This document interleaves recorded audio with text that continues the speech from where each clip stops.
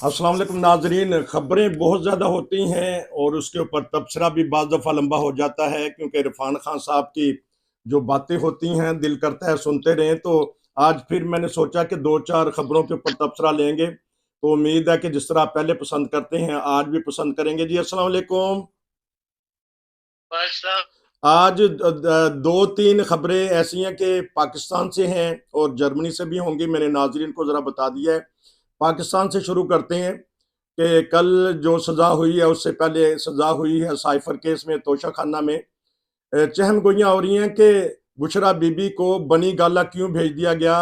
दीगर खवातीन जो हैं वो जेलों में कैद हैं और बनी गाला को सब जेल को क्यों करार दे दिया गया। जी देखें, जो जिन हालात में उनको सजा हुई है, जो उस वक्त ऑन द पॉइंट या ऑन द प्लेस जो सूरत हाल पेश आई है, उससे ये क्या सराइयां जो है वो जन्म ले रही हैं। एक तो ये है कि वो खुद वहां पेश हुई, जेल पहुंच वहां पे जहाँ जेल के अंदर समाप्त हो रही थी, वहां खुद वो हाजिर हो गई, यहाँ मुझे गिरफ्तार कर लो और पकड़ लो। और वहां उनको गिरफ्तार नहीं किया गया, बल्कि एक अलग कमरे में बिठाए रखा गया। अब इसके बारे में मुतज़ाद खबरें हैं, कोई कहता 3 घंटे बिठाया रखा गया, कोई कहता 4-5 घंटे बिठाया रखा गया। और इस दौरान जो है वो आमतौर पर तो मुजरिम को फौरी तौर पर गिरफ्तार करके जेल भेज दिया जाता है। और इस दौरान जो लोगों की बातें होती रही हैं, बाद अहकामात वहां मिलते रहे हैं, जेल अहकाम या पुलिस वाले खुद अहकामात लेते रहे हैं, उससे यही क्या सराहियां की जा रही हैं कि भाई उनको एक कोई डील उन्होंने की है इस मामलात में इस्टेब्लिशमेंट के साथ, और इसलिए उनको ये राहत दी जा रही है कि भाई वो वहां पर अपने बनीगाला के अंदर रहेंगी बजाय जेल में रहने के। तो इम्कान मौजूद है कि ऐसा हुआ हो, क्योंकि ये भी शादी भी एक डील के नतीजे में ही हुई थी एक किस्म की। और यहाँ भी मुमकिन है कि भाई इमरान खान साहब अगर 10-12 साल जेल में रहते हैं तो उस वक्त तक उनकी उम्र क्या होगी और इनकी उम्र क्या होगी, बिशरा बीबी की, तो आपस में ताल्लुक तो रहेगा नहीं कि भाई मियाँ बीवी मिलकर रह रहे हो। तो इस सूरत हाल से मैं उन्होंने सोचा होगा कि मैं क्यों ना अपने आप को वादा माफुआ बन के या कोई एग्रीमेंट करके। तो ये इम्कान है, कोई ऐसा हुआ या नहीं हुआ ये मैं नहीं कह सकता। तो बहरहाल उन्होंने इमरान खान साहब को फंसा दिया है और खुद उन्होंने जो है वो एक किस्म की आजादी ले ली है कि भाई अपने घर में रहेंगी। और क्योंकि तोशा खाने में जो कुछ भी बेचा गया है वो इन्हीं की मर्जी से बेचा गया था, इमरान खान साहब ने तो नहीं बेचा। जितने भी शवाहिद मिले इन्होंने ही लोगों को कॉल किया, उनको दिखाई लड़ियां कि भाई ये बेच के रहो। तो उसमें सारे में ये खुद इन्वॉल्व थी। तो लालच और पैसा तो हर जगह इन्वॉल्व था, और उसी लालच के नतीजे उस और लालची आदमी का कोई दीन ईमान नहीं होता। तो मुमकिन है कि उन्होंने कोई डील कर ली हो और इमरान खान साहब से अब जेल में रहे और ये जो है वो बलीगारा में रहती रहे। इम्कान मौजूद है और यही क्या सराहियां की जा रही हैं। अब वादा। सच क्या है 2-3 दिन में बाहर आ जाएगा। अच्छा, वादा माफ गुआ। एक आप थोड़ी सी आपका ये शक सा है, और दूसरा इन्होंने खुद डील की और जो बनी गाला उन्होंने बनाया था उसके ऊपर बर्जमान हो गई, कब्जा कर लिया। कहा यह जाता है कि भाई वहां उन्हीं की जलती थी और वही उस पर राजबाग थी। 360 एकड़ का वो है जी। बनीगाला का। मैंने भी देखा बाहर से उसको, अच्छा। पिछले साल ही याद। तो बहुत बड़ा इलाका है, और उसी उस चक्कर में ही वो उनसे शादी करके वहां ही थी। और पैसा तो वो सारा कहते हैं उनका लगा हुआ है, जो उनकी पहली बीवी थी उनकी तरफ से आया था। और इमरान खान साहब की जो इंग्लिश बीवी थी जमाइमा खान। हाँ, हथे इनके लग गया। अब ये उसमें आराम करके। तो अभी आपने कहा कि ये डील के नतीजा में क्या स्टैब्लिशमेंट की भरपूर ताकत थी उसके पीछे, शादी की, पहले उनको खुला दिलवाया, तलाक हुई, फिर शादी करवाई, ये बात नहीं, सच? ये मैं नहीं कह सकता इस किस्म की कयास कराई जो है। अच्छा। नहीं, मेरे लिए मुमकिन नहीं। लेकिन ये है कि जो बाद के हालात में यकीनन उन्होंने कुछ ना कुछ स्टैब्लिशमेंट का साथ दिया है इमरान खान को छोड़ के। अच्छा। अच्छा, ये एक बता दीजिएगा कि ये तो चल गया बनी गाला। इमरान खान ने डील की हो कि चलें जी ठीक है, मैं तो हूं ही, मैं बर्दाश्त कर लूंगा, ये खातून अव्वल रही हैं, इनको वहां छोड़ दिया जाए, मैं आपकी बात कुछ मानूंगा, ये भी हो सकता है। नहीं नहीं, मैं समझता हूँ कि इमरान खान साहब का अंदाजा नहीं लगा सके कि अच्छा। उनके खिलाफ किस किस्म का प्लान बन रहा है जी। इस्टेब्लिशमेंट के साथ। जी। वो जो शुरू में जब वो खुद इकतदार में थे, वो जो 2-3 आदमी हाई ऑफिशियल आर्मी के ऊपर के लोग थे, लेफ्टिनेंट जनरल, मेजर जनरल, उन्हीं पे वो डिपेंड कर रहे थे और उनका इरादा यही था कि उन्हीं को आगे लेकर आएंगे या उन्हीं के को कमांडर चीफ बनाकर तो राज करेंगे। लेकिन बाद में हालात बदल गए। लेकिन जो ही हालात बदलते हैं, सियासतदान का काम है उसी के मुताबिक फिर अपनी तबीयत को भी बदलता है और नए हालात के अंदर नया रास्ता पैदा करता है अपने लिए। वो इमरान खान साहब ने नहीं किया, वो अपनी जिद पे अड़े रहे। वो इन हालात समझ नहीं सके कि भाई जो नई क़यादत आ रही है वो मेरे किस कदर खिलाफ है, ये मेरे खिलाफ कहाँ तक जा सकती है। और इस सारे खेल के अंदर जो बिगाड़ पैदा हुआ है ज्यादा, वो 9 मई के वाकयात से हुआ है। क्योंकि 9 मई के वाकयात में जिन फौज ने अपने अंदर जिन लोगों के खिलाफ एक्शन लिया है, जिन लोगों को फारग किया है, रिटायर किया है, उनमें भी हाई ऑफिशियल के लोग मौजूद हैं कि भाई ये इस हद तक इमरान खान साहब जो है हमारी फौज के अंदर दाखिल हो गए हुए थे, अपना नजरिया लेके या अपने हमदर्द पैदा कर चुके थे, जो कि फौज को पसंद नहीं आया। क्योंकि फौज में सिर्फ हार्डलिंग डिसिप्लिन का इदारा है, इसमें बस सख्त डिसिप्लिन रखा जाता है और हर बंदा सिर्फ फौजी की तरफ देखता है, किसी तीसरे बंदे की तरफ नहीं देखता। कि 9 मई के वाकयात ने बहुत कुछ फौज के ऊपर खोल दिया और उसके बाद फिर फौज ने ज्यादा सख्त एक्शन जो है वो इमरान खान के खिलाफ लेना शुरू किया।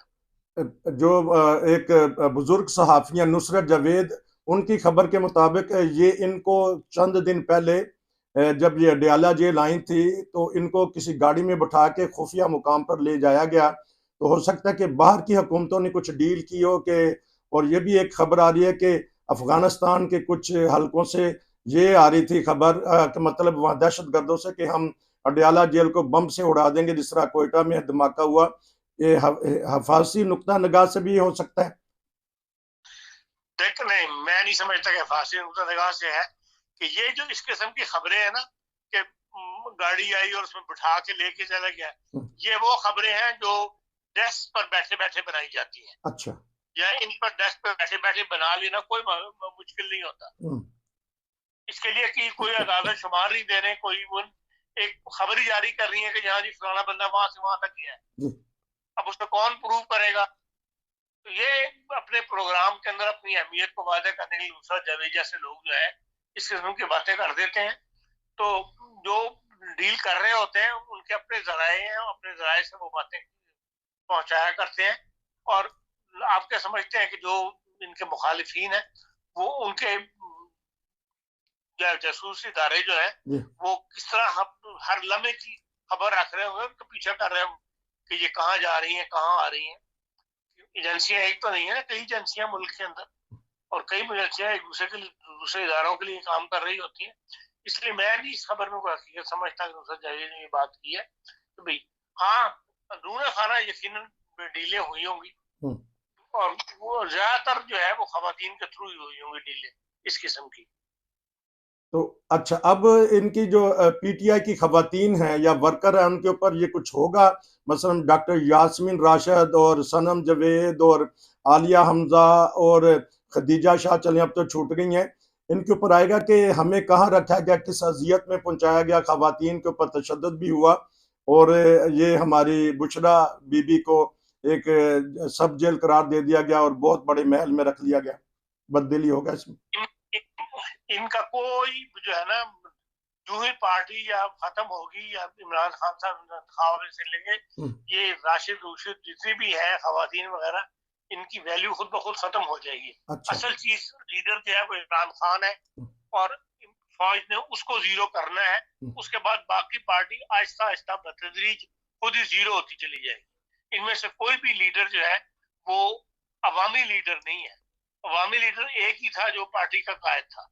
अगर वो जीरो हो गया तो फिर आहिस्ता आहिस्ता सारे जीरो होते चले जाएंगे। बात हो रही है नाजरीन, दूसरे हिस्से में हम करेंगे कि जो पाकिस्तान में अब कोर कमांडर की मीटिंग हुई है और इंतखाबात जो बलोचिस्तान और खैबर पख्तूनख्वा में हालात ख़राब हुए हैं उसके ऊपर क्या देख रहे हैं? 2-4 दिन रह गए हैं कि हालात किस करवट बदलेंगे।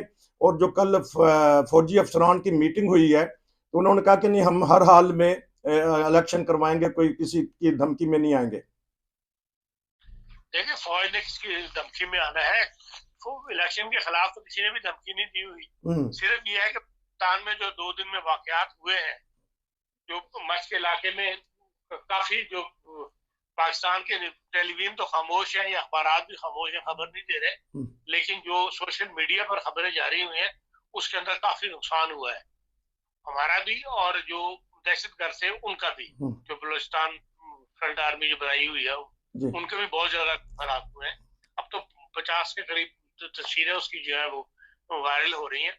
तो इन हालात के अंदर आया इलेक्शन अगर मुलतवी करवाना चाहती है एस्टेब्लिशमेंट, जैसा कि बहुत अरसे से ये अफवाह उड़ी हुई है कि भाई इंतखाबात को मुलतवी करवाया जाएगा, हो सकता है कि इसकी बुनियाद के ऊपर इसको बुनियाद बना के जो है वो इलेक्शन मुलतवी करवा दिए जाए। लेकिन यह कि ये फिर 2 सूबों में ऐसी सिचुएशन है, सुबह खैबर पख्तूनख्वा में भी अमन नहीं है, बलूचिस्तान में भी अमन नहीं है, लेकिन बाकी 2 सूबों में तो अमन है। इसलिए इम्कान यही है कि इंतखाबात शायद ना मुलतवी हो। सिर्फ जिन सीटों पे जैसे बाजोड़ में वो बंदा हलाक हो गया या आज एक सूबाई असम्बली का मेंबर भी मारा गया है खैबर पख्तूनख्वा में, उन पे शायद इंतखाबात मुलतवी कर दिए जाए। पर आज इलेक्शन कमीशन ने बुलाया हुआ है आईजी वगैरह को, चीफ सेक्रेटरी वगैरह को, वहां कोई ना कोई रिपोर्ट बनेगी जो फिर इस्टेब्लिशमेंट को, अगर इलेक्शन कमीशन पीछे हट गया क्योंकि हम इलेक्शन नहीं करवा सकते फला वजूह का हाथ से, चाहे वो अमन की हो या किसी की हो, फिर जाहिर है कि नए सिरे से फिर गौर होगा, एक सपोर्टिंग मिल जाएगी।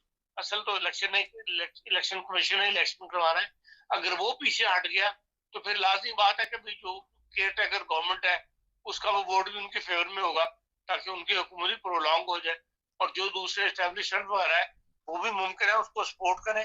फिर सारी जिम्मेदारी जो है वो सुप्रीम कोर्ट ऑफ पाकिस्तान पे आ जाएगी, जो हर हालत में कहती है कि 5 फरवरी को इलेक्शन होने चाहिए। अब ये आज रात तक जो है क्लियर होगा मामला।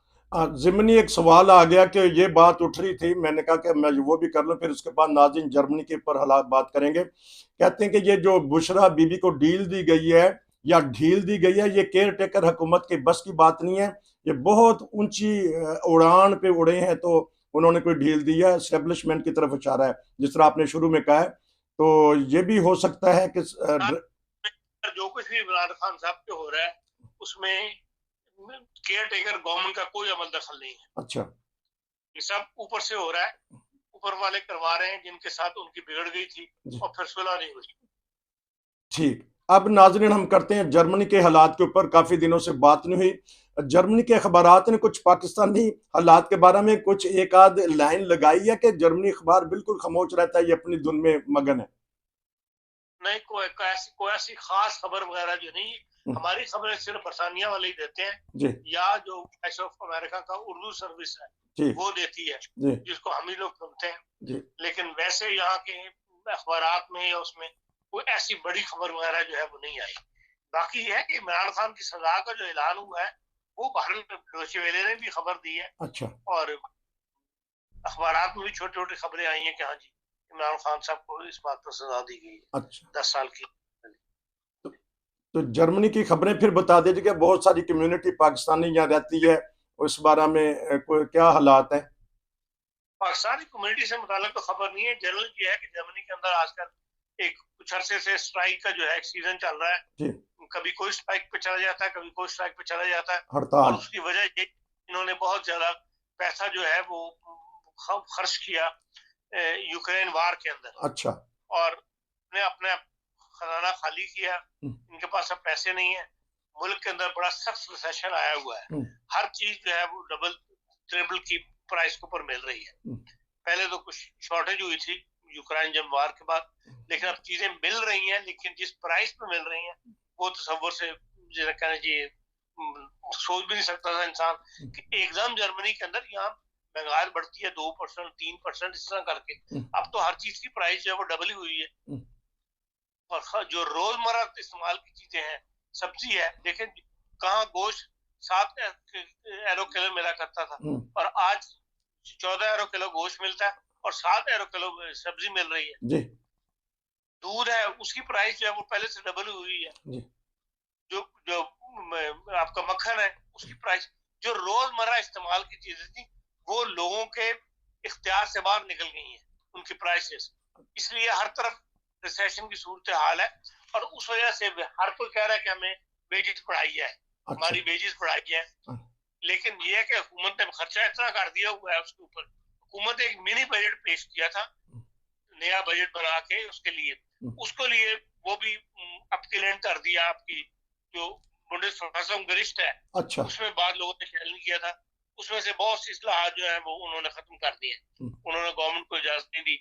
तो इस लिहाज से उस उधर से भी गवर्नमेंट के हाथ जो है वो बन गए हैं। इस वक्त रेलवे की स्ट्राइक से आपको पता है $1 बिलियन यूरो का नुकसान जो है वो हुआ है और 5 दिन उन्होंने स्ट्राइक रखी है। अब रेलवे ट्रांसपोर्ट वाले स्ट्राइक पे जा रहे हैं। फिर ये है कि डॉक्टर्स जो है उनकी तरफ से स्ट्राइक का ऐलान हुआ है। अच्छा, कि भाई हमारे आवर्स कम करो, हमारी वेजेस बढ़ाओ। अब फ्लू कॉन्फ्रेंस बंद होने लगे हैं, इस वक्त मुज़ाकरात हो रहे हैं, नहीं तो कल परसों से फ्लू कॉन्फ्रेंस जो है बंद हो जाएंगे, फ्राइडे से। अच्छा। जो सिक्योरिटी स्टाफ एयरपोर्ट्स पर काम करता है, अच्छा, उनकी वेजेस इतनी कम है कि वो उनके लिए जिंदा रहना मुश्किल हुआ है। अच्छा। और वो वेजेस बढ़ाना चाहते हैं। अब 10-10, 12-12% की डिमांड है लोगों की, यूनियंस की, हमारी तनख्वाहें बढ़ाई जाए, तो 10-12% तनख्वाह बढ़ाना इस वक्त मुमकिन नहीं है, किसी के पास इतने पैसे नहीं है, तो वो भी स्ट्राइक पे जाने के लिए कह रहे हैं। फिर ये है कि भाई पहले रेलवे की स्ट्राइक थी, अब ये है कि ऊबर जो अंडरग्राउंड वगैरह जो है इनकी स्ट्राइक शुरू होने वाली है। अच्छा। स्ट्राइक शुरू होने, इन सब ने नोटिस दिए हुए हैं। अच्छा। तो लिहाज से जर्मनी के अंदर इस वक्त जो है सूरत हाल वो ऐसी इत्मीनान बख्श नहीं है और इसका रिजल्ट क्या निकलेगा अब ये भी लोग अब चीख रहे हैं। उस वक्त दबा ले लिए गए यूक्रेन से लोग, अब वो कहते हैं कि पिछले 2 साल के अंदर 3 मिलियन लोग जो है जर्मनी के अंदर आए हैं। अच्छा। लीगल इलीगल जो गवर्नमेंट लिए वो सारे मिला के। अच्छा। और वो कहते हैं कि 3 मिलियन के ऊपर जो गवर्नमेंट का खर्चा हुआ है उसकी वजह से गवर्नमेंट का खजाना खाली हुआ है और अब गवर्नमेंट को पैसे देने के लिए हमारे पास पैसे नहीं है। अब ये सारी यूक्रेन जंग की जो नेगेटिव असरात थे वो सामने आ रहे हैं, जिसको जर्मन इस वक्त अवाम को फेस करना पड़ रहा है और वो इस हालत में नहीं है कि वो उसको फेस कर सके। इसलिए आइंदा चंद दिनों में हम यही समझते हैं कि जर्मनी के अंदर ये हालात जो है मजीद जिसे कहना चाहिए बेहतरी की बजाय खराब होंगे और हर तरफ ज्यादा स्ट्राइकिंग वगैरह शुरू हो जाएंगी, हर तरफ हड़ताल होने का खतरा है। अच्छा, 1-1.5 मिनट में बता दीजिए कि आपका ताल्लुकात बहुत सारे गैर मुल्कियों से भी होते हैं, तो गैर मुल्कियों की मुझे कि वो महसूस कर रहे हैं वो भी महंगाई हो गई है कि जो पाकिस्तानी कम्युनिटी इंडियन है या बांग्लादेशी है इनसे जब मिलती हैं ये भी रो पड़े हैं। जबकि ये कम आमदनी वाले लोग हैं जी, हम गैर जो जर्मन है उनके पास तो बड़ी बड़ी डिग्री है, बड़े बड़े काम अपने काम कर रहे हैं। जो आम छोटा वर्कर है, सफाई करने वाला है, होटल्स में काम करने वाला है, तो ये छोटी नौयत के जो काम कहलाते हैं उन पर ज्यादा गैर मुल्की काम करते हैं ना जी। अब नर्सेस जो है, ये अस्पताल का जो स्टाफ है इस वक्त जर्मनी के अंदर 60-70% जो है उसके अंदर गैर मुल्की काम कर रहा है जी। इन सब की कम है तो ज्यादा से ज्यादा इफेक्ट गैर मुल्कियों को ही हो रहा है। अच्छा, तो कभी जर्मन भी इस वक्त तड़प उठे हैं और गैर मुल्की भी कह उठे हैं कि महंगाई बहुत हो गई है, तनख्वाहें बढ़ाएं। बात यह है कि जो गुफ्तगू हो रही होती है, जो सूरत हाल दरपेश होती है आम पर्सन को भी, वो यूनियंस डिस्कशन कर रही होती है, यूनियन कॉन्फ्रेंस कर रही होती है, यूनियन जो है वो हुकूमत से मुज़ाकरात कर रही होती है और वो क्योंकि जर्मन है सारे यूनियंस वाले, इसलिए बात जर्मन तरफ मंसूब हो जाती है। बेसिकली ज्यादा इफेक्ट जो है वो इस वक्त गैर मुल्की निस्बी कम आमदनी वाले लोग जो है उनको फेस करना पड़ रहा है। आपका बहुत शुक्रिया कि आपने जर्मनी के हालात पे और पाकिस्तानी हालात पे बात की। नाजरीन, ये था आज का खुसूसी प्रोग्राम। खान साहब आपका बहुत शुक्रिया, फिर मिलेंगे। अस्सलाम वालेकुम।